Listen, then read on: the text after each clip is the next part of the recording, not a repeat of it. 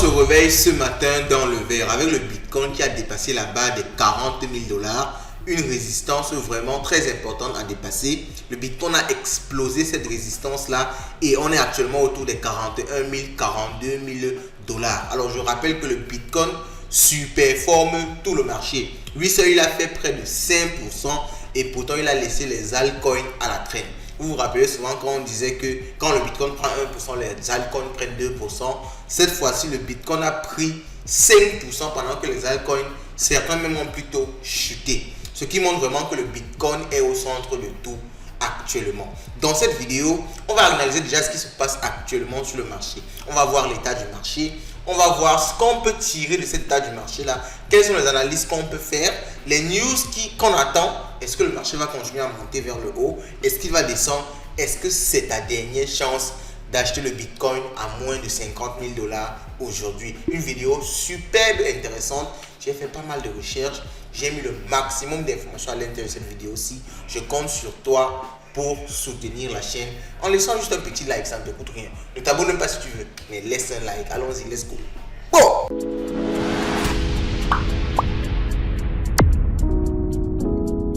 On va déjà commencer par une petite analyse, n'est-ce pas, du marché pour voir ce qu'on est en train de vivre actuellement. Alors, on s'est réveillé ce matin avec un Bitcoin à plus de 41 000 $. C'était même monté à 42 000 $, avec une évolution de près de 5,26%. Alors, comme je le disais en début de vidéo, le Bitcoin a superformé beaucoup d'altcoins qui ont pourtant l'habitude de dépasser le Bitcoin. Lorsque le Bitcoin prend 1%, les altcoins prennent 2, 3, 5%. Mais vous pouvez voir ici que ce soit Ethereum, BNB, Solana a même plutôt chuté, Link a chuté, Toncoin a chuté, pendant que le Bitcoin a pris 5,26%. Ça veut vraiment dire que toutes les attentions sont au niveau du Bitcoin. C'est le Bitcoin que les gens achètent actuellement. Et vous pouvez voir aussi en fonction de la taille, parce que ce graphique-ci, ça nous montre, n'est-ce pas, la taille du Bitcoin par rapport au marché global. On a carrément un graphique qui fait 50-50. Pour dire que le Bitcoin aujourd'hui a une taille de plus de 50%, donc près et un peu plus de 50%. Je crois que les chiffres exacts, c'est 54% au-dessus, n'est-ce pas, de l'ensemble du marché. Ce qui montre que vraiment toutes les attentions sont dirigées au niveau du Bitcoin. Donc, ceux qui se posent souvent la question, est-ce que je mets de l'argent dans les petites crypto-monnaies ou alors je me concentre sur le Bitcoin? Je pense que c'est déjà un élément de réponse ici pour vous. Alors, on va passer à notre graphique et on passe au Fear and Greed Index. Alors, vous connaissez le Fear and Greed Index? Le Fear and Greed Index qui est cet indicateur-là, n'est-ce pas, qui montre un peu le sentiment que le marché a. Ok, un Fear and Greed en dessous de 50, ça vous explique que le marché a peur, donc les gens vont plutôt avoir tendance à vendre. Et un Fear and Greed supérieur à 50, ça vous montre que le marché est confiant et les gens ont sont plus poussés à acheter. Et vous pouvez voir actuellement le Fear and Greed est aux alentours de 74. La semaine d'avant, on était à 68, on est à 74 actuellement. Ça veut dire que vraiment les gens souhaitent acheter au maximum. Et vous savez, quand il y a une pression acheteuse forte, ce qui fait que quand il y a une pression acheteuse forte, la crypto-monnaie a tendance à prendre de la valeur. Et je pense bien, on va voir à la fin ce qu'il faut faire. Ne soyez pas du tout pressés. Continuons d'abord avec quelques graphiques encore. Donc, on a ici le El Salvador. El Salvador, vous connaissez le pays qui a adopté le Bitcoin comme monnaie officielle, qui est en profit de près de 3,620 millions de dollars. Ok, 3 620 000 $, autant pour moi. Donc près de 3 millions de profits. Et c'est en train de monter avec la prise de valeur du Bitcoin. Ça peut encore aller en montant. Bon, eux, ils ont dit, le président a dit justement qu'ils ne vont pas du tout vendre leur Bitcoin pour encaisser des bénéfices. Ils ne sont pas pressés, ils attendent que ça prenne la valeur. Et en plus, ils considèrent le Bitcoin plus comme un actif long terme. Donc, ils ne sont vraiment pas pressés de faire du trading, de revendre dès qu'ils ont des bénéfices. Donc, ça, c'est également une métrique qu'il faut prendre en compte parce que il faut regarder le comportement des whales, des gros détenteurs, pour savoir un peu comment vous aussi pouvez vous comporter. Parce que eux, ils ont beaucoup d'informations inside que nous, on n'a pas forcément. Donc, en général, si vous trichez comment ils fonctionnent, si vous trichez leurs actions, vous pouvez comprendre que, ok, maintenant, je pense que c'est le moment d'abord de garder. Maintenant, si le whale vend, vous pouvez comprendre que, ok, le whale a peut-être une information qui nous laisse penser que ça va chuter. Donc, c'est peut-être intéressant de vendre.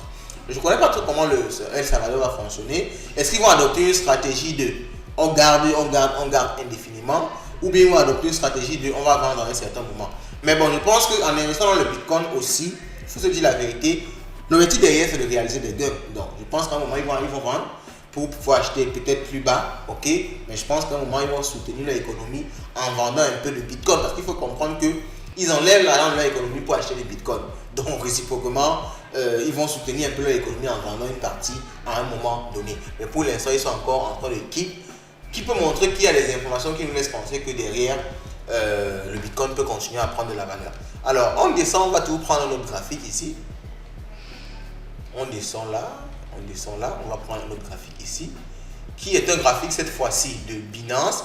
Et je tenais à vous montrer un indicateur. On a parlé de cet indicateur là ici sur la chaîne. Si vous n'êtes pas abonné sur la chaîne, vous ne pouvez pas savoir. C'est pour ça que je vous recommande de vous abonner. Ça ne vous prend rien. Une seconde et vous êtes déjà abonné. Ça vous permet, n'est-ce pas, d'avoir des vidéos comme ça où on fait pas mal d'analyses, où on vous donne pas mal de conseils sur comment vous positionner. On vous donne même souvent des outils efficaces pour pouvoir gagner de l'argent en peu de temps. Allez sur la chaîne, il y a pas mal de vidéos sur le sujet. Ok, donc ici, je voulais vous montrer le RSI. Donc le RSI est un indicateur qui mesure en quelque sorte la vitesse à laquelle le marché avance. Ok, donc ça vous montre que le marché est en train d'aller vite. Beaucoup de gens vont acheter d'ici peu, ou alors le marché ralentit, les gens sont en train de ne plus beaucoup acheter. Donc ici, on a le graphique du Bitcoin. Vous pouvez voir ici l'aspect, la grosse prise de valeur qu'on a eu ici. Ok, donc c'est le graphique du Bitcoin. Et on peut voir un RSI qui est entre 88 et 72. Ok, donc on l'a dit ici, quand le RSI a plus de 110, en général, ça veut dire que l'actif est sur-acheté. On achète trop l'actif.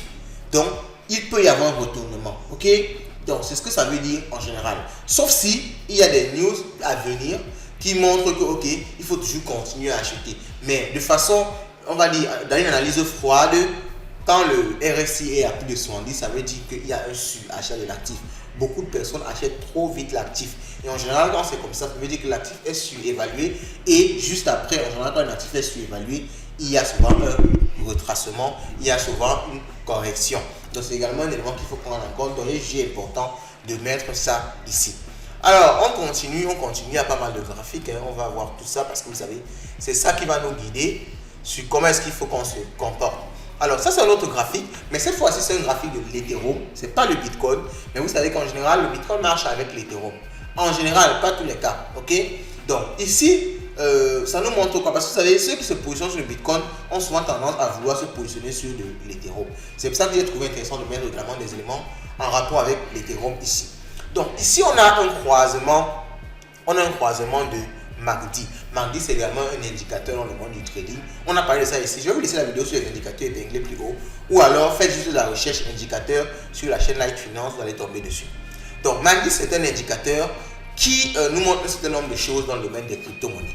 Et on a remarqué que lorsqu'il y a un croisement de MACD, donc ce sont les moyennes mobiles ici, hein. Lorsque les moyennes mobiles se croisent, vous voyez, il y a cette courbe bleue ici, cette autre courbe rouge ici qui se croise ici. On a remarqué qu'à chaque croisement, l'Ethereum explose.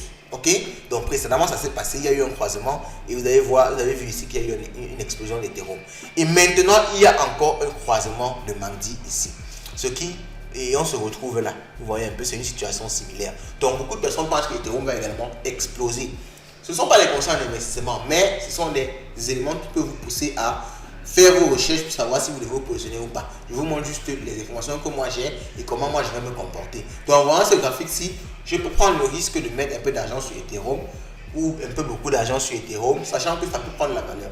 Et surtout que Ethereum a des bases solides, des fondamentaux solides. Ce qui fait qu'à tout moment, même si ça chute maintenant, si vous avez la patience de garder votre investissement, vous pouvez gagner beaucoup plus par le futur. Donc c'est également un élément que je voulais vous présenter ici très rapidement.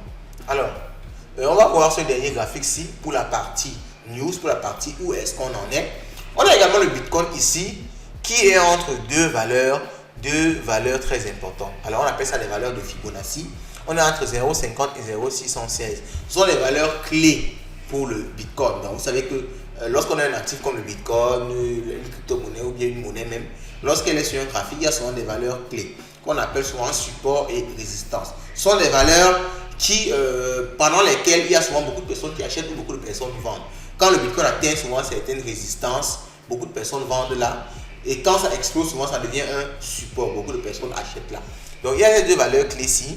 0,50 qui était en quelque sorte un support et on a déjà percé ce support-ci. Et il y a 0,618 qui est une résistance et on est en train de la toucher un peu ici. Donc beaucoup de personnes pensent qu'on va osciller là entre 41 591 et 46 000 quelque chose. Beaucoup de personnes pensent que maintenant le Bitcoin va osciller là et qu'il peut avoir deux cas. Soit on casse un peu vers le bas, on descend vers les 31 500 pour remonter beaucoup plus par la suite. Soit on peut directement remonter par la suite. Donc c'est un peu les différentes analyses que beaucoup de personnes se font actuellement. Alors qu'est-ce qu'on va tirer de toute cette partie news là, cette partie état?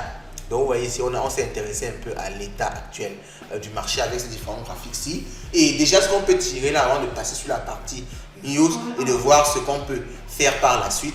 Ce qu'on peut déjà comprendre, c'est que le Bitcoin a pris beaucoup de valeur et a superformé toutes les autres cryptos et beaucoup d'indicateurs nous montrent qu'il peut toujours prendre de la valeur, même s'il y a une petite correction légère par la suite. Donc s'il y a une correction, ne paniquez pas pour vendre vite. Il peut y avoir une petite correction de 1-2 mois ou de quelques semaines pour qu'il y ait une reprise de valeur forte par la suite. Ce que moi-même je pense beaucoup. Alors pourquoi est-ce que je suis si convaincu? C'est forcément parce qu'il y a d'autres éléments et on va maintenant voir ça dans la partie news.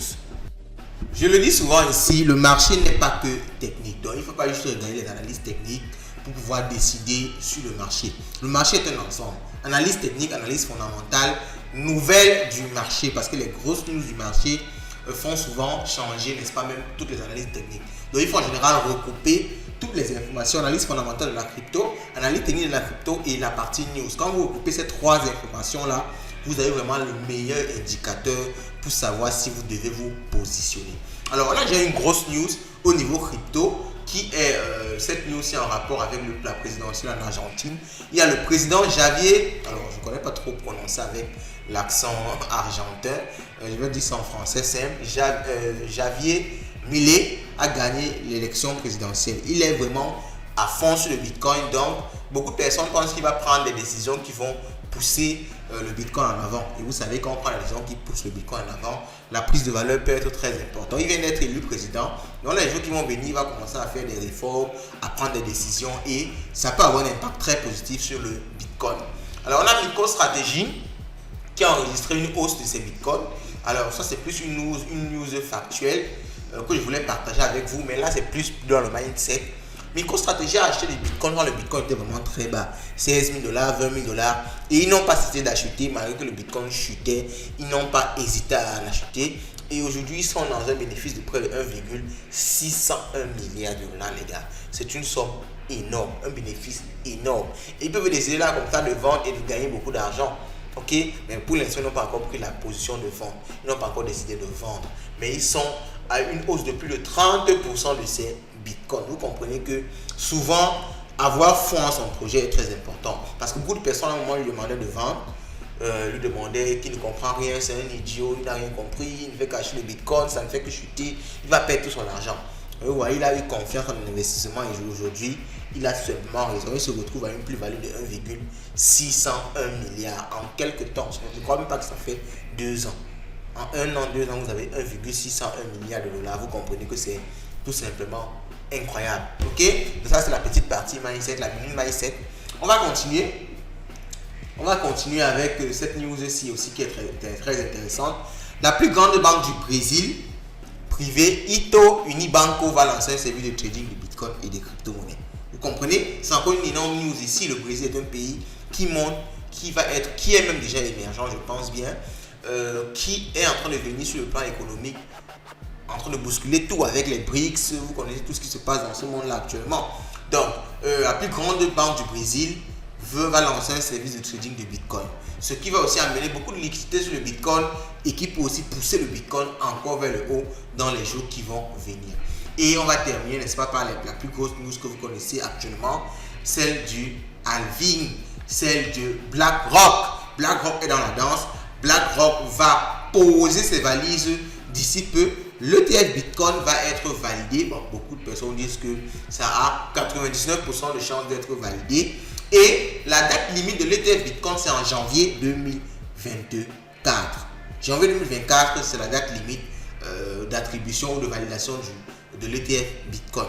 Donc, d'ici là, on aura une news incroyable. Si le l'ETF Bitcoin est validé, les institutionnels vont entrer dans le Bitcoin, ce qui va encore amener sa valeur à des sommets inimaginables, les gars. Donc vous comprenez que face à ces différentes news-là, le halving qui est en train de venir aussi dans quelques mois, dans 2-3 mois. Alors cette post, c'est un ancien post qu'on avait fait, n'est-ce pas, sur la chaîne Live Finance. Ça date du 10 septembre. On était à 260 jours. Donc je pense que maintenant on a 100 quelque chose de jours. Donc dans quelques mois, 1-2-3 mois, le halving du Bitcoin va venir. Et on sait qu'à chaque halving, en général, il y a un bull run. Et je pense déjà qu'on est dans le bull run avec ce qui se passe actuellement.